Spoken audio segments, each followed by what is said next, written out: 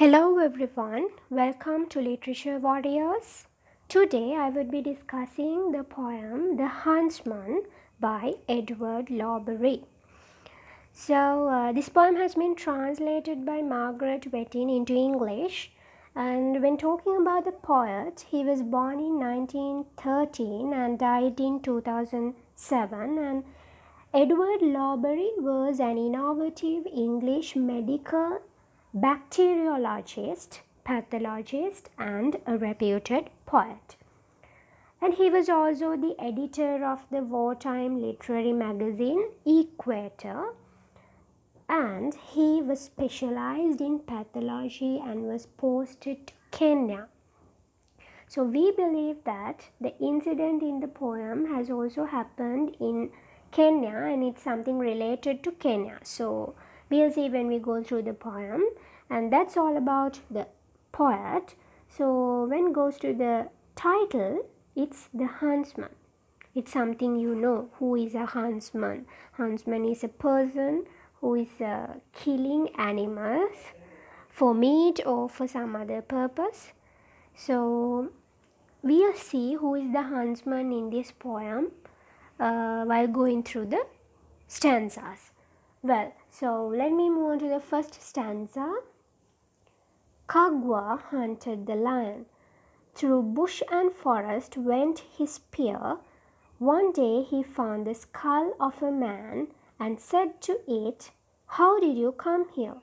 The skull opened its mouth and said, "Talking brought me here." Well, so there is a name of a person at the beginning, Kagwa, hunted the lion. So from this line itself we can come to a conclusion that the huntsman is Kagwa. Well, it's something as Sri Lankans this name is not familiar for us. So we'll see what's going on. Then also you can see the word spear. What is a spear? Spear is used as a weapon, and it's a long stick with a sharp tip. In Sinhala we call it hella. Well, then you know what is a skull. Skull means the remains of the bones of the head of a person. So it is obviously a dead person and only the bones can be seen. So you know, it's really humorous when somebody says a skull is speaking. So we can see what's going on here. So before that I would like to say this poem is a folk tale. Now in your childhood also you have heard so many folk tales about the rabbit and the tortoise and the crow and the piece of cheese and everything. So you know those folklore or folk tales talk about the style of life, myths, superstitions and beliefs. And it's also related to common people. So it is a folk tale actually. Folk tales talk about myths, superstitions,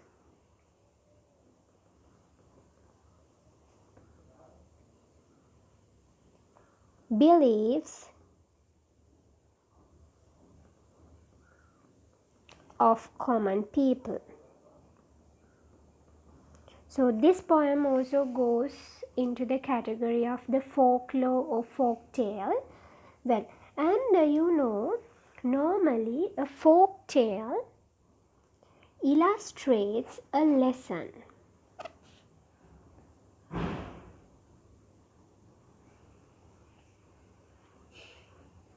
Illustrates a lesson. Now you know when you have heard some folk stories in when you were young, when you were a child. So you have heard a moral message at the end of the story, right? So this is also something like that. So normally, generally, a folklore or a folk tale illustrates a lesson. So the Huntsman narrates a rather macabre incident. What is a macabre incident? Macabre incident means macabre incident. It means somewhat upsetting, horrifying incident connected with death. Well, but although this poem tells a kind of a macabre incident, it is presented creating a sense of humor as well. So we'll see what is there. So at the beginning of the poem, also in the first stanza, you can see something humorous here. So because the skull opened his mouth and said, this is humorous for us. Well, so and the other thing in this first stanza is, now you can see there is a forest with bush. That means a thick forest. It is a thick forest indeed. And in a thick forest and the spear suggest this Kagwa should be a tribal figure, because at once we know about Red Indians, those tribal communities. So when we visualize a spear, a hunter with a spear in a thick forest, it's obviously should be a tribal figure. So Kagwa should be a tribal figure.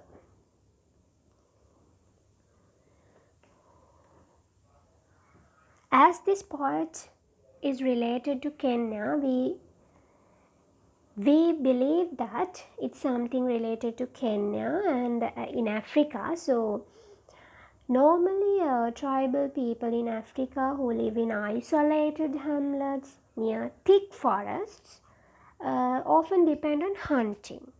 So and their lives have been built up on myths, superstitions, and mostly they believe in invisible forces.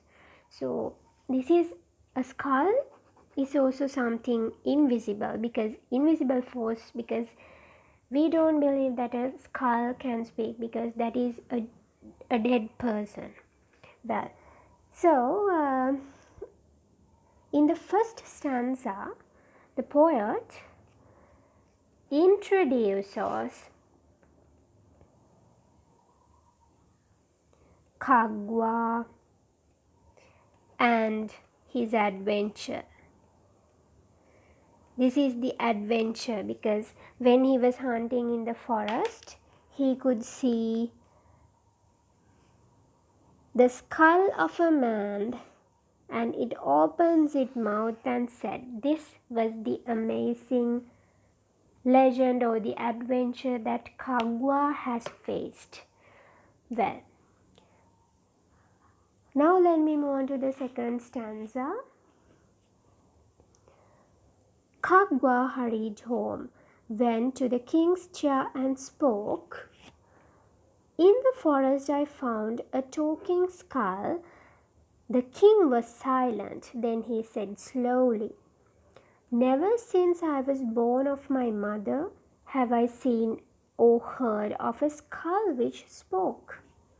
So this is something really humorous, because you can see this the Kagwa hurried home. This phrase suggests this hurriedness of Kagwa shows eagerness and emergency to convey the message.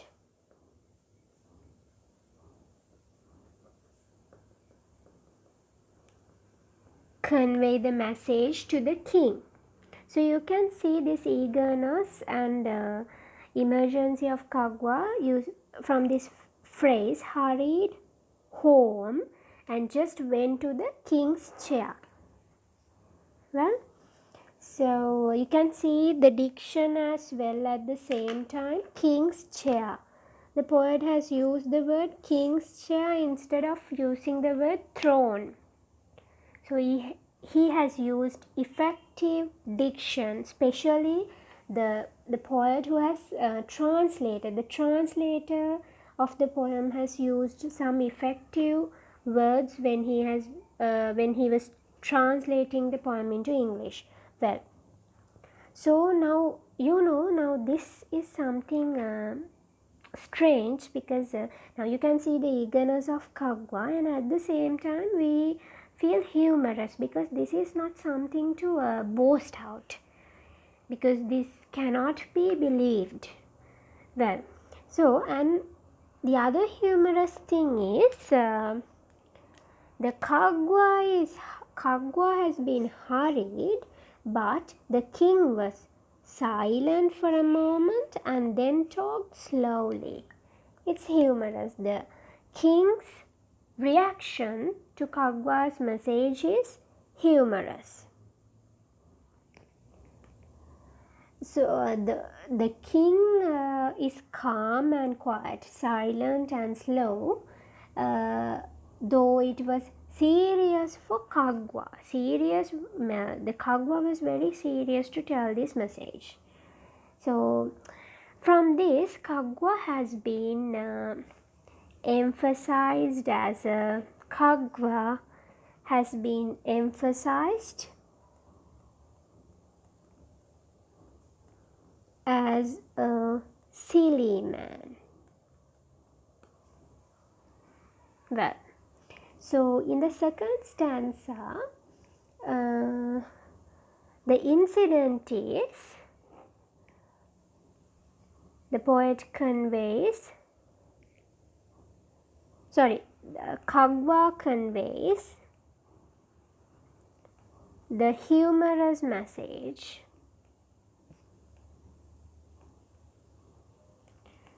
to the king. Well, let me move on to the third stanza.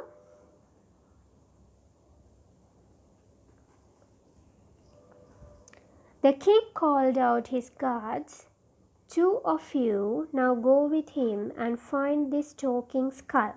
But if his tale is a lie and the skull speaks no word, the Kagwa himself must die. So this stanza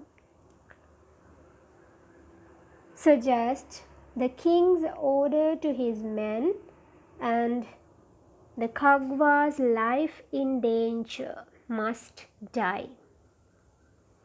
Well, king's order to the guards and Kagwa's life in danger.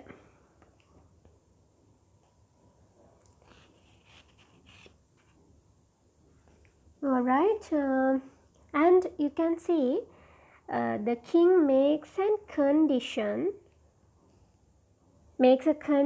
using the word if, and this is something dangerous. The condition is very dangerous, because if the tale is a lie, Kagwa himself must die.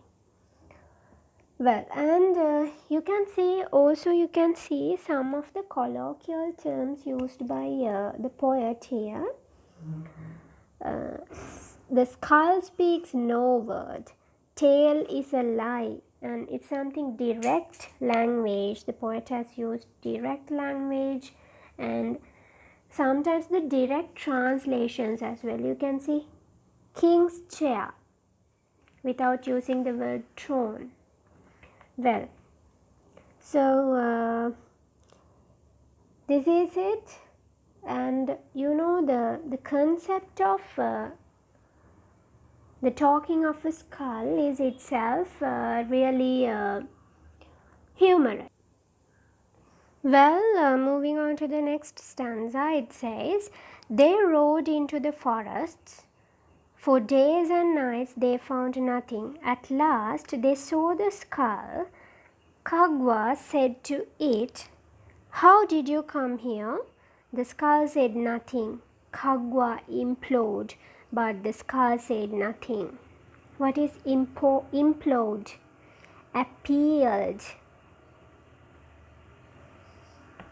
He has been appealing to the skull to talk something, right? So here the incident in this stanza is can be taken as the climax, because this is what happened after days and nights of searching. So you can see here also the skull said nothing. The skull has been personified here. Skull has been personified, and throughout the whole poem, including the climax, the skull plays a vital role in the whole episode. Skull plays a vital role in whole episode.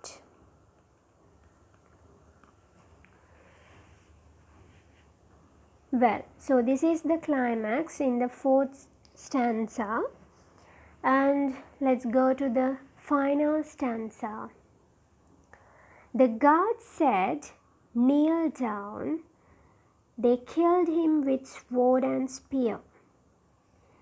Then the skull opened its mouth. Huntsman, how did you come here? And the dead man answered, talking brought me here. So you can see this is really humorous, and at the same time it's something absurd, because this is something impossible.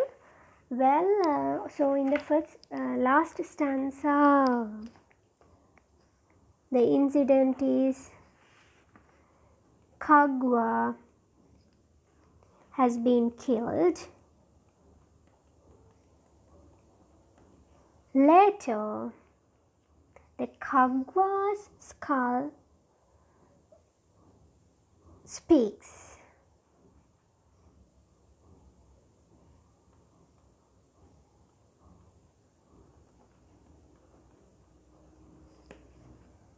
Well, so you can see, talking brought me here.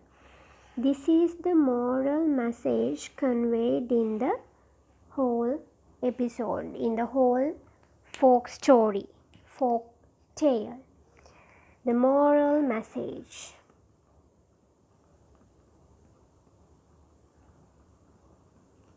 Delivered. It is the moral message delivered finally. So you can see here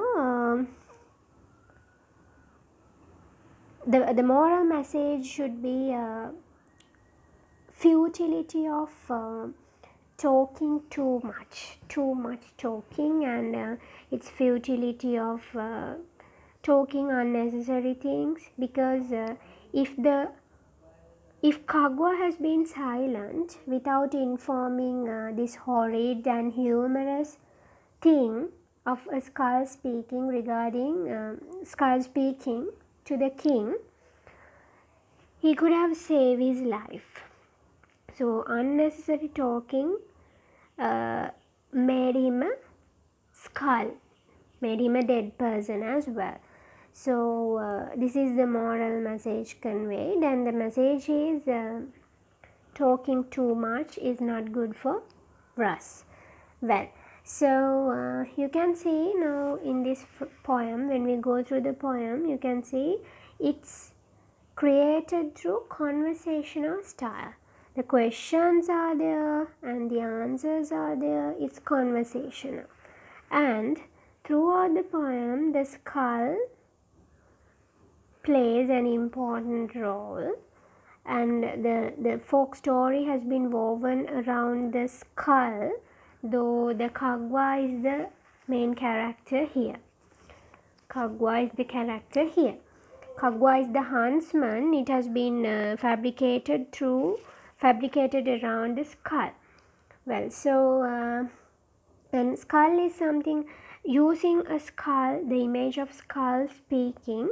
The poet has created the poem in a humorous way, and you can see, unlike in modern literature, the folk tales bring unusual and unreal characters. So skull as the same, it's something unreal, because skull, you can see a skull, but a speaking skull is something unreal. And you know, when we think about the folk tales we have heard, now the characters in the story like rabbit, tortoise are real characters, but they are talking. Now we have heard in those stories, the rabbit said like this, the tortoise said like this, so it's something unreal. So the story has been well fabricated, but instead of its trustworthiness, because it's not trustworthy, as it has used some unreal characters and unreal actions here. And instead of that, the poet promotes the element of humor, making the whole incident an impossible thing. So skull speaking, skull opening his mouth and speaking, it's something really humorous, and it's an impossible thing. However, finally it gives you a moral message, which is talking too much is not good for us. It's something horrid, because finally it will be, the talking too much will be resulted in dangerous ways, dangerous things. So, and you also can see the poet has used colloquial terms, and direct translations are there. Direct language has been used, because you can see what the king has told is directly given, not indirect language, not indirect or reported speech, it's direct speech. And direct speech also has been used, and also some direct language translations. You can see king's chair is the fine example. Well, so however, the poet is effective because through a macabre incident, the poet has created something humorous, and finally he has given a moral message to the readers. Well, so this is the end of the poem, The Huntsman, and I would be coming up with the themes and techniques of the poem separately, and I would be doing the poem upside down in my next video, as you have requested it several times. So thank you everyone for watching.